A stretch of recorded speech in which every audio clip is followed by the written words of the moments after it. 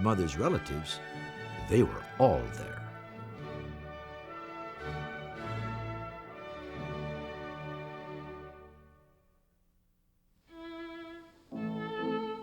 Only 4 months after the wedding, a cable arrived asking the newlyweds to return to Japan. When they arrived in Nagoya, the entire family, except for Suzuki's parents, was at the station to welcome them. Waltraud, who didn't know a word of Japanese, just tried to smile. The Japan the Suzukis returned to was deep in economic depression. Almost simultaneously, Suzuki's mother died. His father lost his money in the great stock market crash of 1929, and virtually their entire world collapsed. Throughout the Depression, Suzuki earned a modest living through music. He formed a respected family quartet and would tour with his brothers. He gave violin lessons to young students, and like the cultural ambassadors of the Meiji era, he shared his knowledge of Western music with all of Japan. It was during this period before World War II that Suzuki would first identify the educational principles that would become the central focus of his life.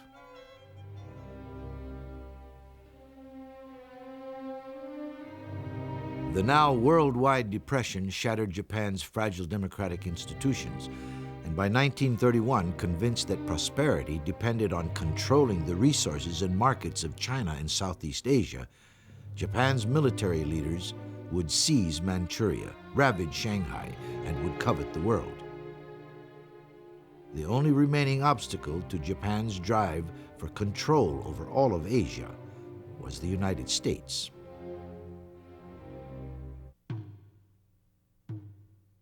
To destroy this obstacle, on December the 7th, 1941, Japanese forces attacked Pearl Harbor.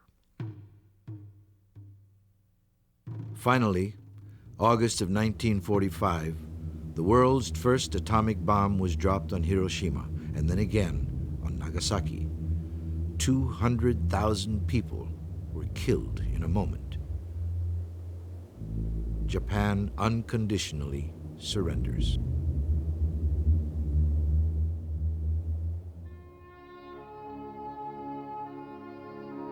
Rubble, twisted metal punctuated the desolate urban landscape of post-war Japan. But with quiet determination, and of all things, aided by her enemy, the United States, the Japanese people began the seemingly impossible task of rebuilding. The war was over, but not the problems.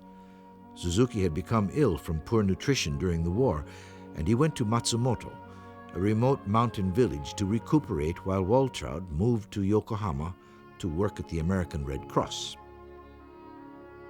In Matsumoto, Suzuki was offered a place to start a music school. But he declared, "I am not interested in doing repair work on people who can play already. What I want to try is infant education. I want to teach small children not to turn out geniuses, but through violin playing to extend the child's ability."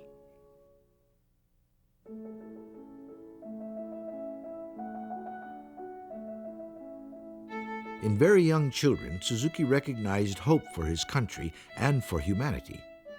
He saw an opportunity to start fresh, not on the repair of previously learned mistakes, but on the blank pages of innocent young minds.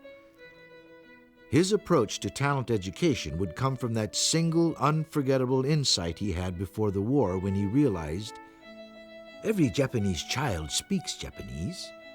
Speaking fluent Japanese requires a very high ability, but a 6-year-old has already learned 3,000 words and speaks with greatest ease.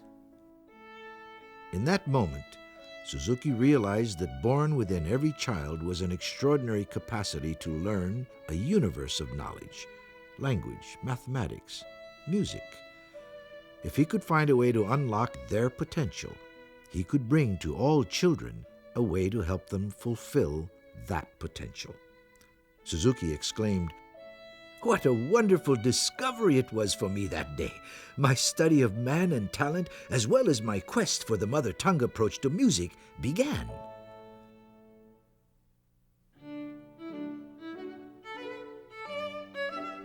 Suzuki's first students were very young. In 1934, his little pupils gave their first public performance. 4-year-old Koji Toyoda played Dvorak's Humoresque to an amazed audience. The media focused on the exceptional virtuosity of these young pupils with headlines like, "Genius is revealed." Suzuki felt that missed the point. He said, "All children can learn. In our school, they are accepted on their willingness to participate. We have no entrance exams." During the war, music studies were interrupted. Koji Toyoda and his family left Tokyo to escape the bombing, but when the war was over, Suzuki learned that Koji's parents had been killed. Going to great lengths to find the boy, the Suzukis took Koji, now a teenager, home and made him a part of their family. That's a very difficult time with war. I lost my father and I lost the contact in this period. And Dr. Suzuki asked whole Japan to look after me. And somebody had heard that and informed me about that. So I went to his home, and here, of course, he became like my father. Koji would follow in his teacher's footsteps to study in Berlin and would later go on to become concertmaster of the Berlin Radio Symphony Orchestra. Dr. Suzuki has greatness of spirit. That means, thanks to his idea, every children are gifted to do something wonderful. And he believed that, and he gave us all to believe it. So you see, there are many, many good violinists, many, many good musicians, and that's a great, great contribution.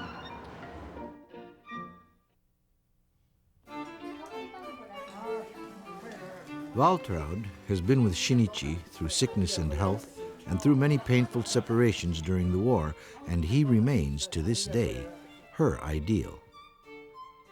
He was the most wonderful person I can think of, and he still is. He never changed. And this is, you know, I went through 2 wars, 2 world wars, and I have seen people change so much. I mean, you think, oh, that's a very nice person. And then during the war, they are just the opposite, you know. But Suzuki never changed. He was and is a wonderful person. During the early years of the talent education movement, Waltraud Suzuki acted as her husband's secretary and personal assistant. She was among the first to envision the impact the Suzuki method would have worldwide.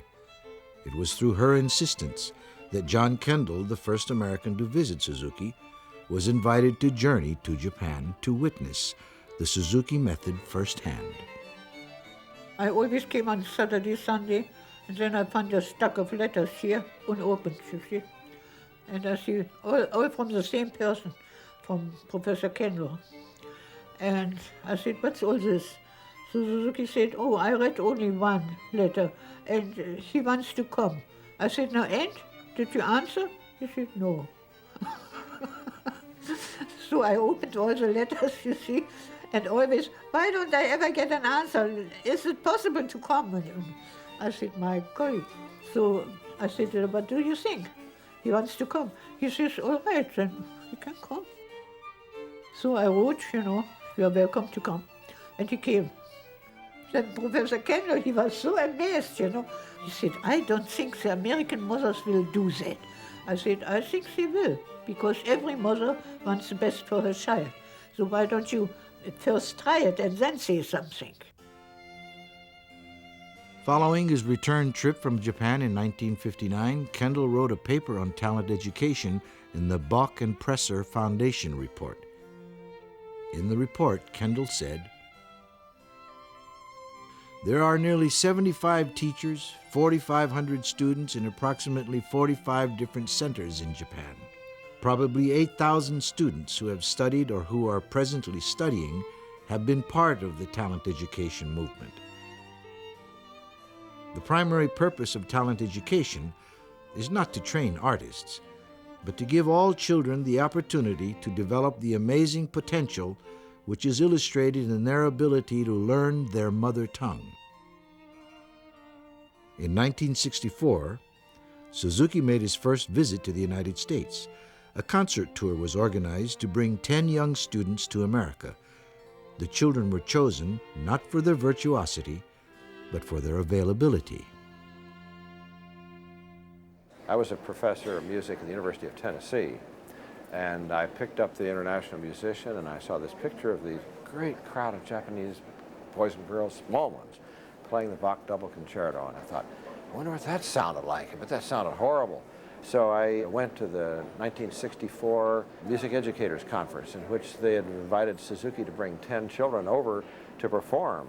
And then when those children played, you know, I just said, we've got to find out all that we can about this. He had a little 7-year-old, for instance, get up and play Veracini Sonata, and I happened to be playing the Veracini Sonata myself on recitals that year, and I listened in amazement, thinking she's playing that almost as well as I am, and she's 7 years old, and I haven't a child I've ever taught who could do this. Their tone was so magnificent. A great lump came in my throat because it was so, even to think about it, sort of gives one a chills, because there just never had been anything like that. If it hadn't been for Dr. Suzuki, I never would have had the opportunity of seeing what wonderful things children can do. The bow flies away, the mother picks it up. This was how Suzuki described the essence of early talent education. All children whose families were willing to invest their time and effort in a better future for them could be educated to have a noble mind and splendid ability. I think one of the most important things that he has done up to this point is give us the insight that every child can learn. So many times we say that, you know, that child, well, they have a problem, they can't do this, but every child can, and he's proven it with children who are handicapped, with unbelievable handicaps.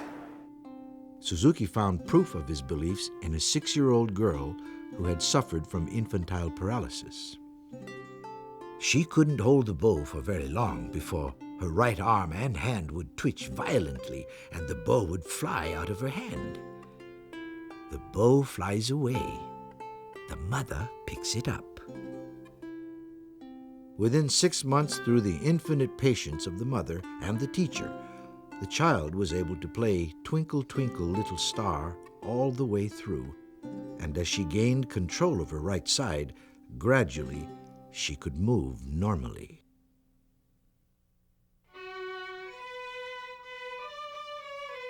As a thalidomide baby with stunted fingers on her left hand, Mika Maki's future seemed bleak. At just 2.5 years old, her life was already burdened by the stigma Japanese society had placed on her unfortunate disability.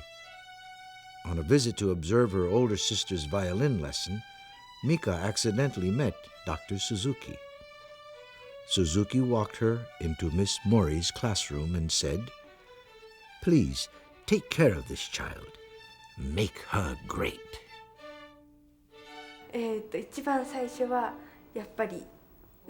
Of course, in the beginning it was hard since I was not able to use my arm from the time I was born. I couldn't even hold a bowl of rice or a can of juice. I didn't have any strength in my hand, so of course I couldn't hold the bow. I remember one time while Mika and her mother were commuting to our school, the bus suddenly jolted. While holding a can of orange juice, she suddenly switched it to her left hand. Before then, she couldn't have held the can because the muscles in her arm were so weak. The muscles were so weak. But now she could grab the can. In the bus, she said she drank the juice right then. When the bus jolted, she must have held on with her right hand, leaving only the left hand free. I heard that she and her mother cried, holding each other on the bus. Isn't it wonderful? You can use your left hand. When I heard this story, I was also pleased. I didn't really intend to make her left hand stronger, but because she was practicing her bowing, she developed strength.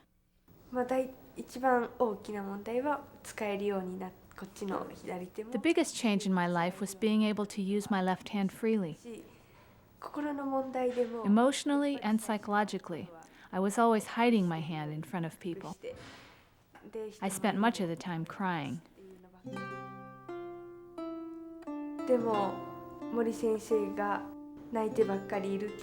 But Miss Mori told me that if I cry all the time, the sound of the violin would reflect my sorrow. Since then, I began to laugh more often. I stopped hiding my hand and began to use it naturally. Also, things I thought I couldn't do before, by practicing, by repeating them over and over, like the violin. I proved to myself that I could accomplish anything. Dr. Suzuki is fond of saying that his method is for the good of all children. As far as I know, Suzuki never studied psychology formally, and yet he has the kind of intuitive understanding of kids, which I find very, very unusual. He arrived at something which, on the one hand, really respected children for who they are, didn't try to make them into something else, but yet on the other hand, really got them to appreciate and to perform music in a way which we who don't know about Suzuki might not have thought was possible. He respects